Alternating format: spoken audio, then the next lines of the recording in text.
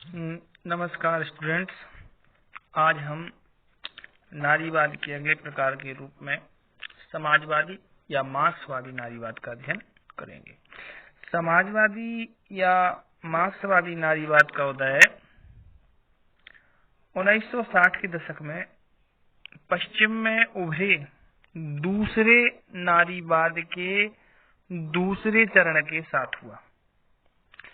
ये नव वामपंथी स्त्रियां जो थीं वो समाजवादी थीं। मतलब नव वामपंथी स्त्रियां जो थीं वे समाजवाद से जुड़ी हुई थीं। और एक समाज का मतलब उस विचारधारात्मक परंपरा से था जिसमें काल्पनिक समाजवाद, जो कि रॉबर्ट ओवेन, सेथ साइमन और चार्ल्स फूरिये के द्वारा प्रकाश में लाया गया था, से लेकर मार्क्सवादी सब कुछ सम्मिलित था। यानी कहने का तात्पर्य ये है कि काल्पनिक समाजवाद के साथ साथ मार्क्सवादी समाजवाद को मानने वाली ये नव वामपंथी स्त्रियां थीं। क्या ये उस नए प्रकार के समाजवाद को मानने वाली थी। मतलब इनका समाजवाद न सिर्फ समाजवाद था बल्कि मार्क्सवाद का सम्मिश्रण था। मार्क्सवादी विचारधारा जिसने शोषण, अलगाव तथा वर्ग की धारणाओं को सही तरीके से समझाया। उसने बताया कि किस तरह से स्त्रियों का शोषण किया जाता है, चाहे वो आर्थिक रूप से हो चाहे वो शारीरिक रूप से हो।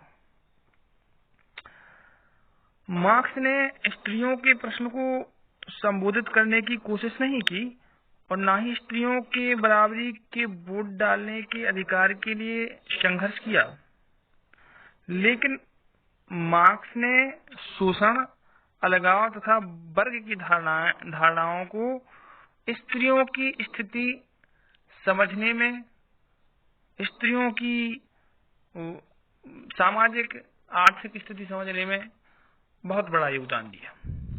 एक विद्वान हुए एंजल्स ने समाजवादी नारीवादियों ने स्त्रियों की गुलामी के उदय में अपना विचार रखा जिसे उन स्त्रियों ने अपनाया। एंजल्स का मत था कि परिवार, व्यक्तिगत संपत्ति तथा राज्य की उत्पत्ति ने स्त्रियों के उत्पीड़न के सवाल को ज्यादा योजनाबद्ध ढंग से हल करने का प्रयास नहीं किया। यानी उसका कहना था कि प्रारंभिक समाज में स्त्रियां घरों के अंदर उत्पादन के साधनों पर, जैसे घरेलू उपकरण, बर्तन हैं, और पुरुष घर के बाहर के अन्य उपकरणों, औजारों पर नियंत्रण रखते हैं। घर के बाहर उत्पादन बढ़ते जाने से इस क्षेत्र में ज्यादा अधिशेष पैदा होने लगा। पुरुषों के द्वारा इसके हस्तगतकरण की प्रक्रिया में उन्हें महिलाओं की तुलना में अधिक आर्थिक सत्ता प्राप्त हुई। निश्चित रूप से था, मतलब जो समाज पहले मात्र सत्ता प्रधान था वह समाज प्रतिसत्तात्मक प्रधान हो गया। कैसा हो गया? प्रतिसत्तात्मक प्रधान हो गया। और जो समाजवादी नारीवादी जो स्त्रियां थीं, उन्होंने उनके उस विश्लेषण को बहुत ढंग से अपनाया, बहुत अच्छे तरीके से अपनाया। उन्होंने समझा कि जो मार्क्सवादी एंजल्स है या मार्क्सवादी जो धारणा है, उन अवधारणाओं ने किस तरह से महिला को शोषित होने या महिला को शोषित होने की स्थिति को बताया कि महिला किस तरह से शोषित होती है। ये बात जो है एंजल्स ने समझाई। अब हम बात करते हैं समाजवादी मार्क्सवादी नारीवाद में अवधारणाएं, मुख्य अवधारणाएं क्या क्या हैं। सबसे पहली जो अवधारणा है वो है पूंजीवादी प्रतिसत्ता घरेलू श्रम व पुनरुत्पादन के संबंध में। तो पूंजीवादी प्रतिसत्ता, घरेलू श्रम व पुनरुत्पादन के संबंध में मुख्य रूप से चार बातें आती हैं। सबसे पहली बात आती है प्रजासत्ता पूंजीवाद के पहले उदित होती है। यानी विद्वानों का ये मानना था कि पहले क्या होती है, प्रजासत्ता उदित होती है, इसके बाद पूंजीवाद उदित होता है। यानी हम ये कह सकते हैं कि सर्वप्रथम प्रजासत्ता का जन्म होता है और प्रजासत्ता के बाद पूंजीवाद का उदय होता है। यानी हम ये कह सकते हैं मार्क्सवादी जो मानते थे स्त्रियों के संबंध में, या ये कहिए कि जो समाजवादी नारीवादी स्त्रियां थीं वे ये मानती थीं कि प्रजासत्ता का उदय पहले होता है और पूंजीवाद का उदय बाद में होता है, ऐसा उनका मानना था। दूसरी चीज जो है वो है उत्पादन प्रणाली विकसित होने के साथ ही स्त्रियां कार्य से अलग कर दी गई। जो है समाजवादी या मार्क्सवादी स्त्रियों का ये मानना था, नारीवादी स्त्रियों का ये मानना था कि पहले क्या होता है, जो पहले लोग थे वो एक साथ रहा करते थे। जैसे जब औद्योगिक क्रांति हुई, क्रांति के बाद विविध प्रकार की फैक्ट्रियां इंग्लैंड और या यूरोप में लगी, उनमें पुरुष और महिलाएं कंधे से कंधे मिलाकर काम करती थी। लेकिन जैसे जैसे उत्पादन प्रणाली के नए तौर तरीके डेवलप हुए, विकसित हुए, वैसे वैसे स्त्रियों की उपेक्षा होना शुरू हो गई। और जैसे ही स्त्रियों की उपेक्षा शुरू हुई तो स्त्रियों को केवल घर पर रहकर घर का पालन पोषण या घर के कार्यों का करने के लिए सहज माना गया कि उन्हें घर का कार्य करना चाहिए, और इसके लिए ना तो उन्हें कोई भुगतान किया जाता था और ना ही किसी प्रकार का सहयोग प्राप्त होता था। तो जैसे जैसे नए उत्पादन विकसित हुए, नए उत्पादन के साधन विकसित हुए, वैसे वैसे नारियों की भूमिका जो है आर्थिक स्थिति को कमजोर करने वाली हो गई, या ये कहिए कि आर्थिक रूप से कमजोर कर दिया गया। तीसरी चीज जो है वो स्त्रियों को अंशकालिक मजदूरी में धकेला गया। यानी हम ये कह सकते हैं कि जो समाजवादी नारीवादी स्त्रियां वो ये मानती हैं कि जैसे जैसे स्त्रियों की भूमिका कम होती गई, वैसे वैसे उन्हें कम उनकी मजदूरी भी कैसे कर दी गई, कम कर दी गई। दूसरी चीज कि नारियों को केवल पूरक आय के रूप में देखा गया। यानी कि अगर यदि घर में कोई जैसे कोई कार्य करता है या कोई स्त्री भी कार्य करती है तो उसकी भूमिका केवल पूरक आय में थी, ना कि वह घर की प्रधान के रूप में कार्य नहीं करती थी। कैसे करती थी, पूरक आय के रूप में। मतलब एक महिला की स्थिति कैसी थी, पूरक आय के रूप में थी, कि वो जो उसकी आय जो है वो घर के जीविकोपार्जन में नहीं अपितु पूरक के रूप में है। अगली चीज जो है वही बात, महिलाओं की आय को पूरक के रूप में देखा गया। दूसरा जो मुख्य बिंदु इस अवधारणाओं में है वो है ना केवल शोषण बल्कि सर्वप्रथम आधीनता का प्रश्न। यानी समाजवादी नारीवादियों ने ये बताया है कि वैवाहिक संबंधों की संरचना को देखें तो ये स्पष्ट दिखता है कि कोई महिला पत्नी बनती है तो वह अपना समूचा व्यक्तित्व तथा अपनी सेवाएं पति को अर्पण करती है। यानी पति ने नियोक्ता के रूप में पत्नी के शरीर पर अधिकार लिया। यानी चाहे वो घरेलू हिंसा हो, चाहे वो वैवाहिक बलात्कार हो या अन्य कई चीजें हो, इस संबंध में समाजवादी नारीवादियों का मानना है कि हम उस समय देखते हैं तो ऐसे कोई भी कानून ऐसे नहीं थे जो इन चीजों पर प्रकाश डालें। और यहाँ पुरुष केवल कैसा हो गया था, नियोक्ता के रूप में। यानी जैसे एक नौकर का एक मालिक होता है और वो मालिक के बस में उस नौकर आ जाता है, उसी तरह यहाँ जो है स्त्रियों की स्थिति हो गई थी कि स्त्रियां क्या हो गई थी, मतलब स्त्रियों के संपूर्ण क्रियाकलाप पर पुरुषों का अधिकार हो गया था। दूसरी चीज, विवाह को एक तरह से जो है अधीनता का संबंध माना गया, भले ही यह स्त्रियों की स्वेच्छा पर आधारित था। यानी समाजवादियों का ये मानना था कि जो स्त्री भले ही वह स्वेच्छा से वैवाहिक संबंध स्थापित करती हो, लेकिन ये क्या माना गया कि ये जो है इसको अधीनता, यानी स्त्रियां स्वयं अधीनता को स्वीकार कर लेती हैं। इसके लिए उन्होंने बताया कि नारी आंदोलन के ने विभिन्न कानूनों या मसलन शादीशुदा स्त्रियों को संपत्ति में हक दिलाना, बच्चों की देखरेख तथा उनके लालन पोषण में स्त्रियों के अधिकार दिलाने के जरिए अधीनता को स्वीकार किया। यानी ये सब कारण थे, इसके कारण स्त्रियों ने जो है इस चीज को स्वीकार किया। तीसरी चीज है अलगाव या पार्थक्य। तो इसमें सबसे पहली चीज आती है पुनरुत्पादन काम में आपस में अलगाव। तो समाजवादी नारीवादियों का ये मानना है कि स्त्रियों की पुनरुत्पादन के काम में कम आय प्राप्त तो होती है, साथ ही वे इस कारण से आपस में एक दूसरे से अलगाव महसूस करती हैं।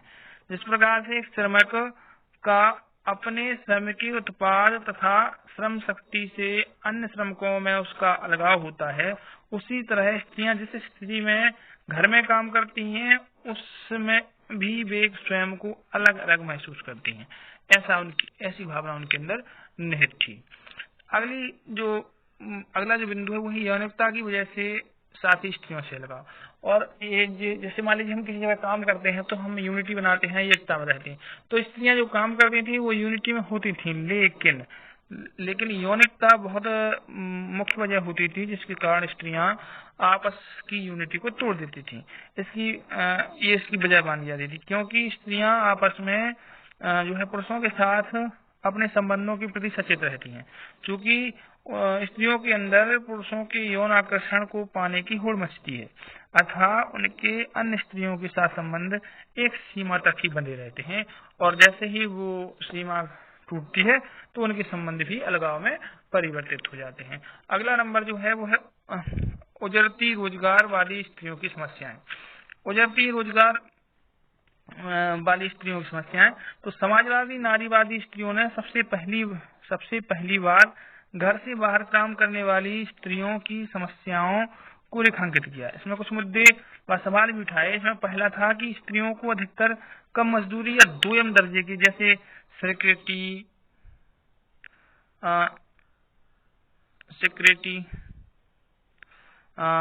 क्लर्क या नर्स आदि कार्य की ओर धकेला जाता है। इसमें न केवल कम कमाती हैं, बल्कि उन्हें जो है कई तरह की प्रताड़नाओं का भी सामना करना पड़ता है। इसलिए जो है पहला जो उजरती रोजगार वाले समस्या, पहली समस्या ही थी कि सबसे पहले उन्होंने क्या किया था, मजदूरी कम मिलती थी, दोयम दर्जे का काम मिलता था, यानी जो निचले स्तर का कार्य होता था वो महिलाओं को दिया जाता था। दूसरी जो मुख्य समस्या थी वो थी स्त्रियों की यौन प्रताड़ना की उपेक्षा। यानी जो यूनियन हुआ करती थी, ट्रेड यूनियन, जो मजदूर संघ जो हुआ करते थे, वे स्त्रियों के यौन प्रताड़ना वाली समस्या पर बहुत ही कम ध्यान दिया करते थे। बहुत ही कम ध्यान देते था, साथ ही उनके समान वेतन वाले अधिकार की भी उपेक्षा करते थे। इसलिए जो है ट्रेड यूनियन में धारणा हो गई थी कि श्रमिकों की आय उनके परिवार की जरूरतें पूरी करने के लिए पर्याप्त है, और यदि महिला कमाती है तो वह पति की आय की पूरक है। यानी जो महिला कमाती है वो क्या है, पति की आय की पूरक। यानी एक महिला के कमाने से घर चले, ये बात जो है ट्रेड यूनियन नहीं मानती थी। इसलिए जो है उनकी जब महिलाओं के साथ कार्य पर वर्ग पर उत्पीड़न किया जाता था या किसी उससे उत्पीड़न किया जाता था, तो उनकी समस्याओं की ओर जो है यूनियन ने ध्यान नहीं देती। ये 4 प्रकार की अवधारणाएं जो है मुख्य रूप से समाजवादी या मार्क्सवादी नारीवाद में सम्मिलित की गई, शामिल की गई। अब हम जो है इनका मूल्यांकन करते हैं। तो मूल्यांकन में हम ये पाते हैं, जो अभी तक हमने पढ़ा, कि समाजवादी या मार्क्सवादी जो नारीवादी विचारधारा है वो मूलतः स्त्रियों के उत्पीड़न पर विचार करती है, और ये बताती है कि किस तरह से जो है स्त्रियों की स्थिति समाज में आर्थिक रूप से, सामाजिक रूप से और कर्मिक रूप से या श्रमिक रूप में बहुत ही निचली थी या बहुत ही गिरी हुई थी। और इसकी एक वजह महिला इसकी एक वजह या इस उत्पीड़न की एक वजह मुख्य रूप से पूंजीवाद था। यानी समाजवादी नारीवादी जो विचारधाराएं हैं, इसके मानने वाले मानते हैं कि स्त्रियों की दोयम दर्जे वाली स्थिति के लिए सबसे अधिक जिम्मेदार था पूंजीवाद। भले ही प्रथात्मक पहले आती हो, पूंजीवाद बाद में आता हो, लेकिन वे मानते हैं कि पूंजीवाद के उदय के कारण ही स्त्रियों की स्थिति दोयम दर्जे की हुई है। पूंजीवादी स्त्रियों के उत्पीड़न को सघनता देता है, कि उनका मानना था कि संगठित व पूंजीवाद बना रहे, इसके लिए उत्पादन को बढ़ावा देना जरूरी होता है। दूसरे शब्दों में हम कहें तो पूंजीवाद तथा पुरुष वर्चस्व एक दूसरे को पुष्ट करते हैं। मार्क्सवादी, समाजवादी, नारीवाद इसलिए मार्क्सवादी को सैद्धांतिक रूप से सीमित मानती है, क्योंकि मार्क्सवाद का पूरा विमर्श पुरुष द्वारा स्त्री के उत्पीड़न की तुलना में पूंजी को ही ज्यादा उत्पीड़क तथा दोषी मानता है, जो कि इतना उचित नहीं है। यानी हम ये कह सकते हैं कि भले ही मार्क्सवादी विचारधारा स्त्रियों का समर्थन करती हो, लेकिन मार्क्सवादी या समाजवादी विचारधारा सिर्फ और सिर्फ पूंजीवाद को ही दोषी ठहराती है, जो कि ठीक नहीं है। क्योंकि अगर हम देखें, चाहे वो 70 का दशक हो, चाहे वो 80 का दशक हो, या ये कहें कि उसके पहले का दशक हो, ऐसा नहीं है कि केवल जो है पूंजीवाद ही स्त्रियों की दोयम दर्जे की स्थिति के लिए जिम्मेदार हो, बल्कि अन्य कारण भी हैं जिन कारणों से स्त्रियों की स्थिति समाज में खराब हुई है, बिगड़ी है।